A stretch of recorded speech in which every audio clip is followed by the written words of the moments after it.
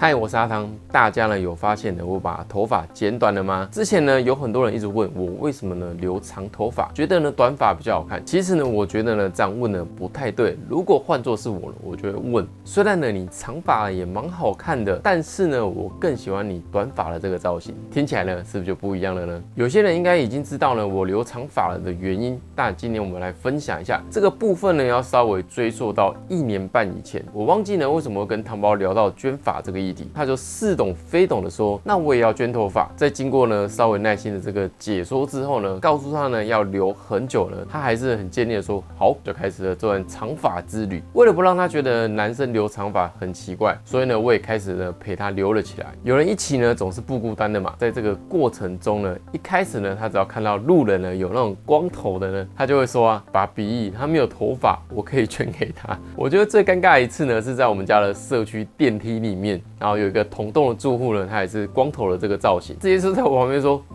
他没有头发，我可以捐给他。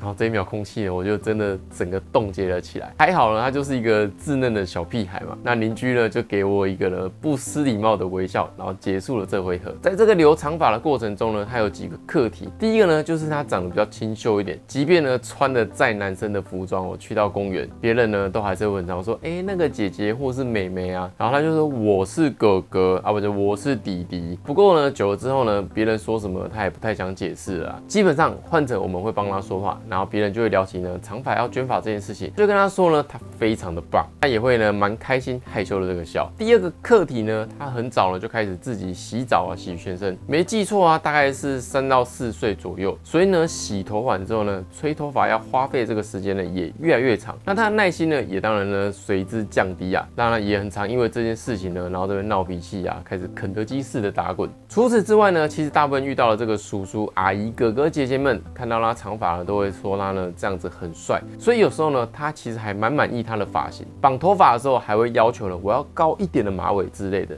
那在这个历经呢1年半的留发大长征之后呢，总算呢来到了可以捐头发的这个长度了。那我大概说明一下捐发的部分。在一开始留呢，我有大概的做功课，真的是大概，不是很详细的做。在台湾呢，有在收捐发的机构呢，其实不算多，条件呢也是每一家有一点点不同。那我这边呢，简单的列举几家我自己查到的。首先第一家是我捐的单位，中华民国癌病肿瘤患者扶助协会。这家呢，应该是门槛算是最低的，条件也相对宽松的一家。捐发的长度只要15公分以上就可以，发色不分，自然卷、直发等类型都可以。如果你有染烫过的话呢，基本上只要保养得宜，一样是可以捐的。捐赠方式呢，只要寄送过去就可以了。更详细的部分呢，可以直接在他们官网上去查看看看。第二家呢是财团法人台湾癌症基金会，条件呢稍微严谨一点。首先长度呢要大于30公分，不论是小朋友、大人捐赠都是。那我自己预计呢，男生可能要留大概2年左右，女生呢可能会快一点。另外呢，发色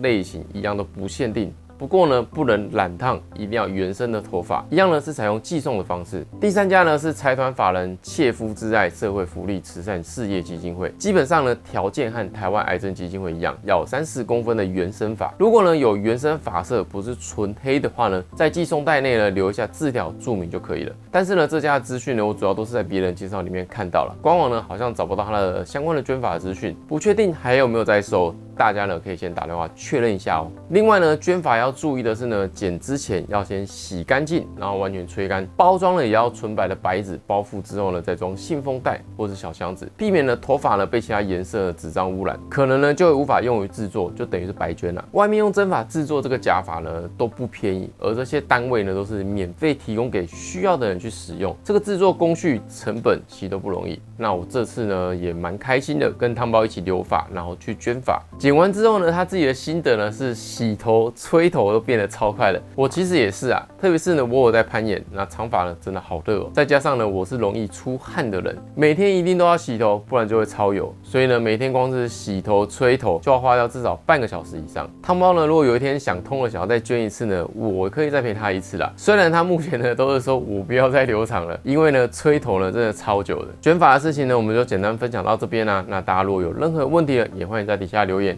那我不是拍电影阿拉哥，下次见喽，拜拜。